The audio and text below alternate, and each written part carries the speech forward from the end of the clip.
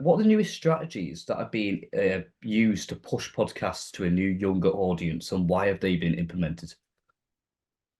Um, I suppose the space that is exciting in the world of podcasts is video and video distribution, and we're seeing increasing numbers of podcasts being delivered video first, be that on YouTube or be that natively within Spotify or other apps. And I think that's definitely a response to younger audience engaging in video first platforms. And the win for the podcasting market is podcasting really lends itself to video treatments. And we know that a lot of the algorithms on apps like TikTok love authentic conversations. And so, to a podcast host in a studio having fun together is well suited to fit in that space. All right. Well, why do you think podcasts are becoming more successful in the technical and digital era? I think it's interesting. I'm not massively convinced it's completely about the technology. I think, people like, hearing those authentic conversations I mentioned before, and podcasting has become a space for that.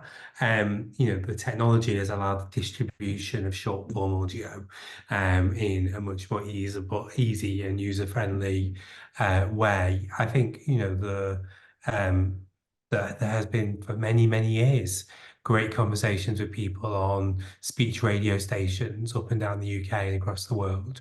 But the technology has allowed that ease of distribution. And I suppose that's aided that process for sure. Right. Well, do you think the podcast industry will continue to keep up with the digital era? Yeah, I think so. I think, it's new tech in many ways. Podcasts have been going for over 20 years, but in many senses, we know that the kind of the future of most media is on demand and streaming, and we're seeing that in the TV space. I think podcast is the audio industry's response to that, alongside audiobooks and other content. And the market has been there for 20 years, but really it's probably only in the last 5 years, aided by the pandemic, where it's kind of started to come through. But when you look at audience segments, it's still very much an industry that appeals to 25 to 55-year-olds. And so there's a lot of work to do to kind of cut through with younger audiences and with older audiences as well. Right. Well, how do you think the podcast industry will change in the next 10 years? I think, well, in the way that many media industries have grown, we're going to see bigger players in the space. I think it's going to be less easy for small independents to get breakout hits. We are one of those bigger operators at Audio Always, and because of that, we can promote our new content to our existing audiences. And so that makes it easy for us to have successes in some ways. Podcasts used to feel more indie, felt a bit more kind of rough around the edges. I don't think we're going to have as many breakout independent hits in the future. But I think what we will see is those bigger players starting to kind of support the smaller ones and working more collaboratively. And I hear lots of talk already in the industry about, people wanting to come and work with us. They may have the great story, they might have the great guest, they might have the great format, but they need to work with bigger partners to realize that the way they're going to go. So I think we're going to see a little bit of shrinkage in terms of the number of people making content, but we're probably going to see bigger hits from those companies. Right. Well, do you think podcasts will take over the popularity of radio in the future? I think the it's probably not the right question to ask. I think what as an audio industry I'm really focused on, and a lot of my peers is around how do we keep ears on audio content, and with the rise of video and social media, how does listening stay a vital connection with audiences? And so I suppose my interest is making sure that the share of listening grows overall. Do I think that kind of linear radio in the traditional sense is the way audiences are going to continue to connect. Probably not over a longer period. There is still always going to be the need for on-demand music, a curated playlist, a mood sense playlist. But then the same way, I think on-demand audio will rise. But yeah, I think radio is probably heading in the direction of mood-led streams anyway. That's what global strategy has been for a long time with Capital Heart Smooth, Bauer's strategy with Greatest Hits Radio, Kiss, at Magic. It's all about that mood set playlist. I think that's probably the future of radio and on-demand music. Well, like going back into on demand, do you recently, like a lot more radio stations have been making podcasts for existing shows? For example, Vic and Jordan's on Radio One, the Going Home show, they've got a spin-off podcast called At Home. Do you think this is the way forward for them? I think what do I think? I think it's a sensible route to make great content available in as many different formats as possible. And one of the things that I talk a lot about with podcasts is it becomes a great piece of content that becomes part of a social media strategy. You write a blog post around it, you write a newsletter around it, you create videos around it. So it becomes that central point. So I think from a radio perspective, there's a logic to making this content available on as many apps and platforms as possible. Though I am a big believer that content build for podcasting in most cases, and there are some exceptions, and we work on some of those, just respects the format a bit more. So not the need to be as quick and as pacey. You can have a bit more long form conversation. You can go off in different angles. The audience are more forgiving. Radio as a medium tends to be fairly tight, fairly focused. So that content doesn't necessarily always lend itself to podcasting. But there are great examples like Ellis Jones and John Robbins, which we produced for 5Live, which for many years was a radio show that became a podcast, but that was long form speech content.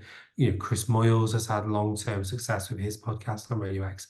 I think those content-led radio shows can then start to realize podcast strategies for themselves. Right. Well, what do you think? Well, sorry, why do you think podcasts are popular with its audience? That's like a whole. I think in the way that I talked before about kind of mood-led music and being able to put something on that suits your mood, I think podcast has become that space. If you want that bite of news in the morning, you might choose the news agents. If you want to laugh on a Saturday morning while you're making breakfast, you might choose Off Air with Jane and Fee. If you want some entertainment on a Saturday night, you might choose Help I Sexted My Boss. So, just that kind of fact that you can choose the content that fits your mood in the way that we would with Netflix or BBC iPlayer. I think that's the win. And, I sort of mentioned authentic conversations a lot on this call today, but I think for me, that's truly one of those spaces that really podcasting shines. People enjoy having conversations with mates in the pub or when they're on the bus or bumping into someone, an old friend.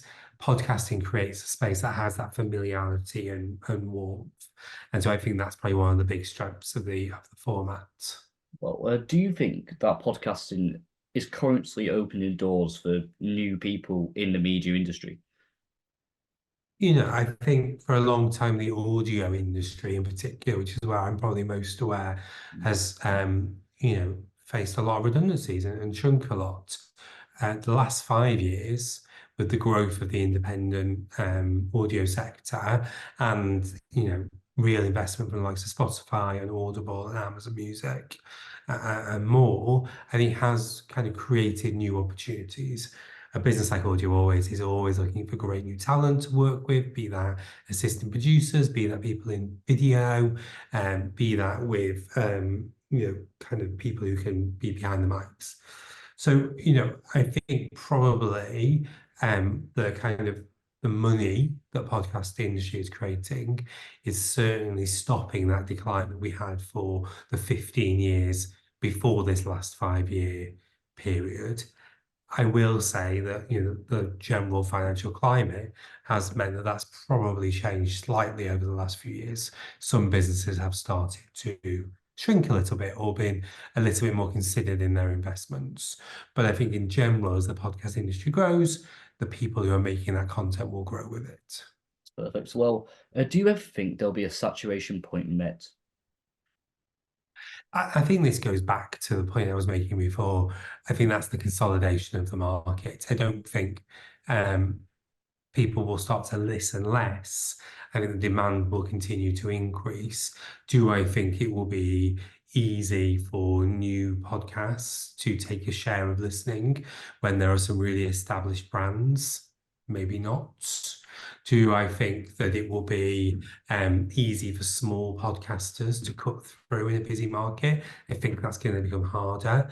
But do I think big name talent or great stories are in demand from audiences? Yes. And, we still see if you're launching something new that listeners really want to hear, you can create a huge buzz around that content. And we launched a true crime podcast in November last year called Carriage Aid Does Not Exist, which went to #1 in Australia, New Zealand, Ireland, and here in the UK.